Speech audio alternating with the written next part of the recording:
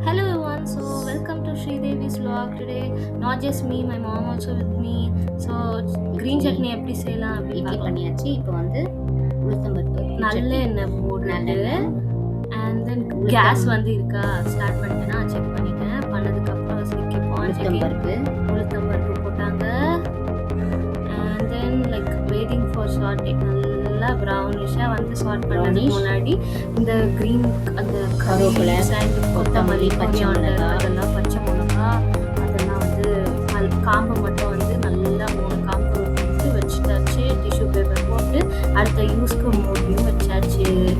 வச்சதுக்கப்புறம் நல்லா okay brown ஆச்சு அப்படின்னு சொல்லிட்டு பார்த்ததுக்கப்புறம் என்ன ஆகலை. சரி next step what like keep on அது பண்ணதுக்கப்புறம் நான் நடுவில் ஓகே ஒய் நாட் இது லைட்டரை வந்து நல்லா அது ஃபிக்ஸ் பண்ணி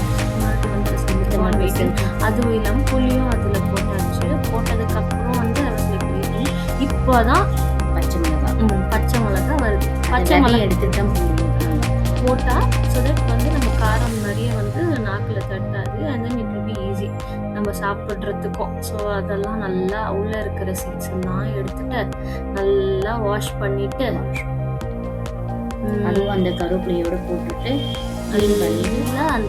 நல்லா அந்த கருவேப்பிலை போட்டுட்டு அந்த சில்லி போட்டுட்டு நல்லா சாட்டே பண்ணிடுறதுக்கப்புறம் வந்து இஞ்சி கொஞ்சம் கட் பண்ணி அந்த கருவேப்பிலையோட போட்டாச்சு.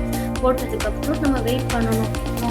சாட்டே நல்லா பண்ணிடுறதுக்கப்புறம் அது நல்லா உருகணும். அந்த ஹீட்டாக தேங்காய் பத்தை போட்டு எடுத்துக்கணும். தேங்காய் பருத்தை வந்து பீஸாக நல்லா ஃபுல் ப்ரெஷர் கொடுத்துட்டு கிரவுண்டுக்கு நம்ம இந்த சைடு பார்ட்டிஷன் பண்ணிட்டா வந்து கம் அவுட் 2 to 3 நம்மளுக்கு தேவையான அளவுக்கு வீட்டில் எவ்வளோ பேர் இருக்காங்களோ அத்தனை பீஸஸ் கொழுப்பு வராமல் இருக்கணும்னா அந்த தோல் சீட்டுனா கொலஸ்ட்ரால் வந்து கம்மியாக இருக்கும். அதுக்கப்புறம் நல்லா நம்ம ஹெல்த்துக்கும் ரொம்ப நல்லது. ஸோ ஈஸியாக நம்ம வாயிலே எதுவும் நறுன்னு வராது. மோஸ்ட்டாக இருக்கிற எல்லா பீஸஸையும் வெளியே எடுக்கிறதுக்கு பார்க்கணும். போட்டுட்டு டுகெதராக உப்பு போடணும். உப்பு போட்டதுக்கப்புறம் நல்லா வந்து வெயிட் பண்ணணும். ஃபர்ஸ்ட் வந்து ஒரு கிரைண்ட் பண்ணுறதுக்கு முன்னாடி இருக்கிறதுல அந்த சில்லி பச்சை மிளகாய் அந்த இஞ்சி எல்லாம் போட்டுட்டு நல்லா கிரைண்ட் பண்ணி எடுத்தால் இந்த மாதிரி பேஸ்ட் கன்சிஸ்டன்சி வரும். ஃபஸ்ட்டு இதை கிரைண்ட் பண்ணிட்டோம் பவுடர் மாதிரி வந்ததுக்கப்புறம் ஏன்னா பேஸ்ட் ஆகாதுல்ல. ஏன்னா நம்ம தண்ணி கொஞ்சம் ஊற்றினா தான் தண்ணியாகும். கொஞ்சோண்டு பிஞ்ச் ஆஃப் சுகர்னு சொல்லுவாங்க. அது போடுறதுக்கப்புறம் அகெயின் இருக்கிறது எல்லாத்தையும் என்ஹான்ஸ் பண்ணுவோமா.